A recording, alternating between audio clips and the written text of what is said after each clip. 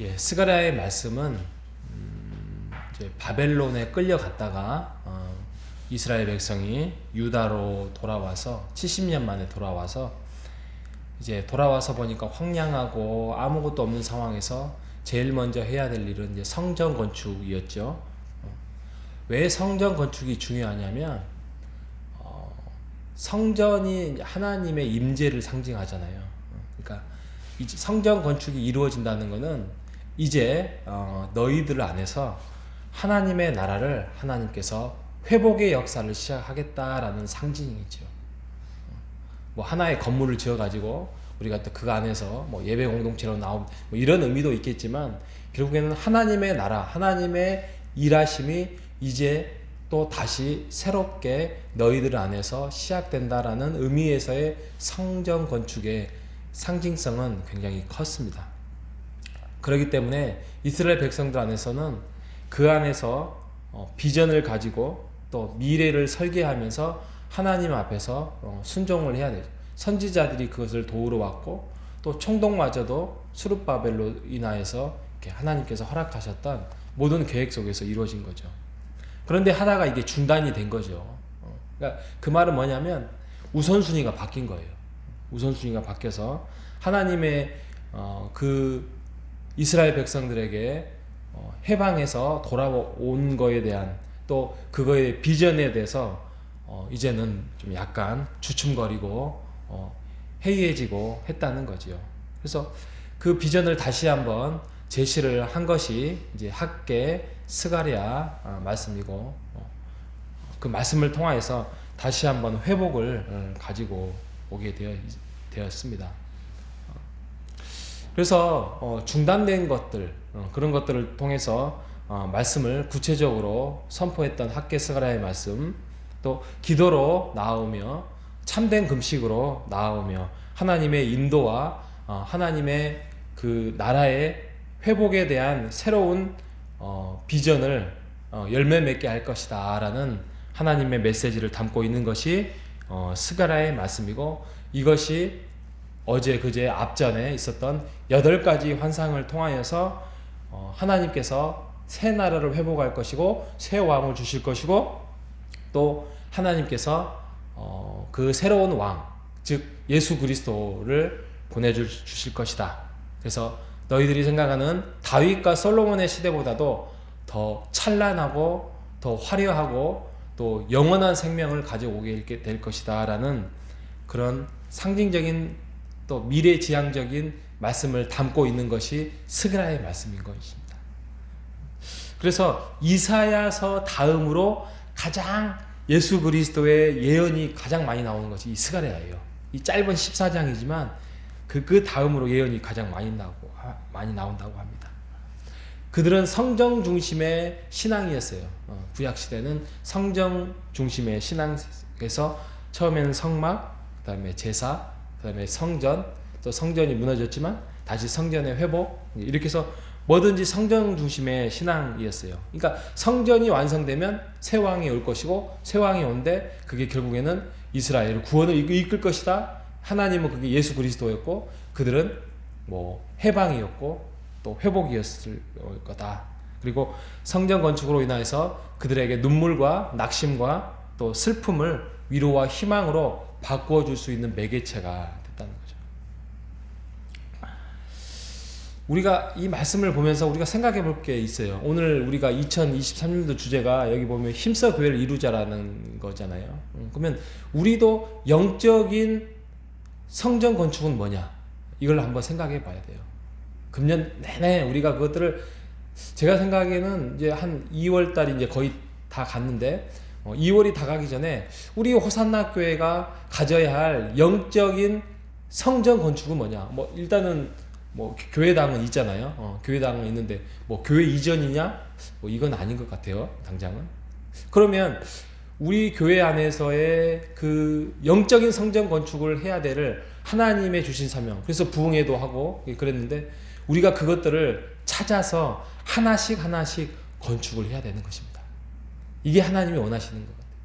뭐 그거에 대한 답은 또 여기서 할 수도 없고 이제 우리 목사님을 통하여서 또 말씀을 또 우리 장로님들 또 우리 교인들이 기도하면서 한번 찾아가야 할 부분이고요. 오늘 9장과 14장에 여러 가지의 말씀들이 지금 쭉 있습니다. 뭐 9장에 보면은 금방 읽었던 말씀에 보면은 그 유명한 말씀이잖아요. 9장 9절에 보면 예수 그리스도에 대한 예언이잖아요. 나귀를 타고 오신다고, 겸손하고. 이게 나중에 예언이 이루어지고 있지요. 그리고 10장에 보면 바다에서 바다까지 이르고 유브라데의 강에서 땅끝까지, 그러니까 온 세계가 하나님의 거룩하심과 하나님의 왕이심을 선포되고 화평이 이루어진다라는 말씀을 하고 있는 것입니다. 그 모든 것들이 하나님의 심판과 함께 회복이 이루어질 것이고 새로운 왕이 탄생할 것이고 거짓 목자들 그를 예수 그리스도로 인하여서 참된 목자로 바뀔 것이고 뭐 하나님 이스라엘 백성을 회복할 것에 대한 뭐 은총과 연합의 막대기 말씀을 할 것이고 또 13장에 가면은 하나님이 너희들의 가지고 있는 그 더러운 우상으로 물들었던 죄와 그런 더러움을 새로운 삶으로 샘으로 씻을 것이다 라는 말씀을 하고 있으면서 회복의 역사를 말씀하고 있습니다. 그리고 맨 마지막에 14장에 가면 이제 여호와의 날이 임할 것인데 그 여호와의 날을 너희들이 새롭게 경배할 것이다 라고 말씀하고 있습니다. 그래서 14장 마지막에 가면 14장 20절에 보면 그날에는 말방울까지 여호와께 성결이다 기록될 것이다 라고 말하고 있습니다. 원래 여호와의 성결이라는 그러한 그 문구는 어디에만 있냐면 제사장이 입는 옷에만, 관복에만 있는 거였어요. 그런데 하나님의 영광이 임하고 새로운 나라가 임하고 이스라엘을 다스리는 왕, 또 온 세계를 다스리는 그 왕이 오시는 예수 그리스도가 오시고 또 초림, 이 당시에는 초림이었겠죠. 근데 우리가 말하는 이제 또 예수 그리스도가 오시는 그날에 보면 아니다.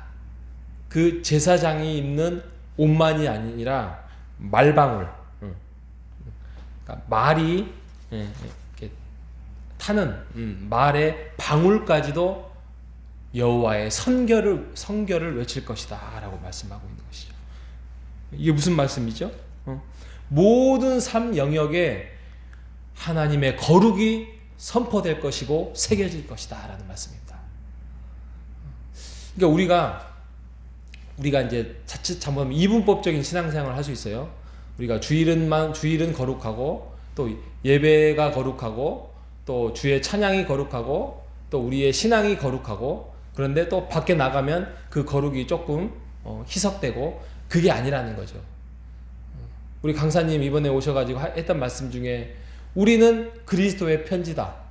우리는 전도지다. 뭐 그런 말씀 하셨잖아요. 그런 것처럼 우리는 하나님의 걸어다니는 하나님의 사신이다. 그러죠. 우리는 거룩한 자예요. 우리를 통하여서 안 믿는 사람들이 예수 그리스도를 믿게 되고 우리의 말을 통하여서 우리의 행동을 통하여서 우리의 교회당이 채워지는 것입니다. 여러분, 거룩은 예배당에만 있는 것이 아닙니다. 거룩은 주의 말씀 안에만 있는 것이 아니라 우리 안에 있어야 되고 물론 우리가 예수 그리스도가 오시는 그날까지 완전함은 이루지는 못하겠지만 우리가 그것을 계속 내버려야 됩니다. 내버리고 보내고 흘러보내고 또 채우고 말씀으로 채우고 기도로 채우고 은혜로 채우고 그렇게 나가야 할 것입니다. 또 우리 안에 또 일어나는 죄악이 있으면 또 내보내고 해야 되는 것이 우리의 예수 그리스도가 오는 그날까지 우리가 죽는 그날까지 그 거룩성을 우리가 가져야 할 것입니다. 그것이 오늘 말씀이 그 말방울까지도 거룩하다. 모든 것들이 성물이 될 것이다 라고 말씀하고 있습니다. 예수 그리스도가 재림이 빨리 왔으면 좋겠습니까? 삶이 힘들고 어렵고 그런 분들에게는 그런 생각을 가질 수 있지만 우리에게 주어지는 시간이 모든 것이 거룩합니다. 그리고 저는 예수 그리스도 오시는 그날이 언제일지 모르고 당연히 또 기대하는 저이지만 우리가 이 호산나 공동체 안에서 정말 그 거룩을 향하여서 또 하나님의 은혜의 공동체를 위해서 함께 기뻐하고 즐거워하고 행복을 누리다 보면 언젠가는 오실 것이다 생각할 것입니다. 우리가 그 아름다운 공동체, 교회의 공동체, 예수 그리스도가 피로 값지게 사신 이 공동체를 함께 이루어가는 우리 모두가 되시기를 바랍니다. 그 과정 속에서 약간의 어려움이 있을 수 있습니다. 하지만 아까도 말씀드린 것처럼 우리가 가지고 있는 죄악성을 하나씩 계속 버리고 또 입으로 행동으로 그것들을 조심하면서 또 말씀으로 채우고 은혜로 채우고 함께 눈물을 씻기고 함께 회복해 나가는 우리 호산나 교회 공동체가 되시기를 간절히 바랍니다. 이를 위하여서 함께 기도하고 힘쓰고 애쓰고 함께 즐거워하는 아름다운 교회.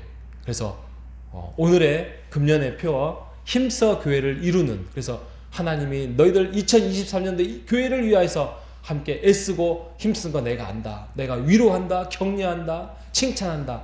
그렇게 칭찬받는 2023년도가 되시기를 주님의 이름으로 축복드리겠습니다. 하나님 아버지 감사합니다. 여호와의 날이 언젠가는 임할 것입니다. 그 여호와의 날을 임할 때에 하나님께서 모든 것들이 여호와께 성결이 될 것이고 여호와의 성물이 될 것이다 라고 말씀을 하셨습니다. 우리가 성결되기를 원합니다. 우리가 거룩해 되기를 원합니다.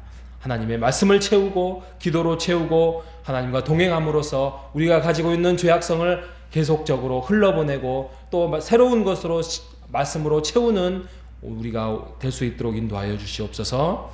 오늘 한 날도 우리가 그렇게 거룩함을 위하여서 우리가 또 행하고 오늘 또 신방도 행하고 또 주의를 준비하는 오늘 하루가 될 수 있는 거룩한 날이 될 수 있도록 인도하여 주옵소서.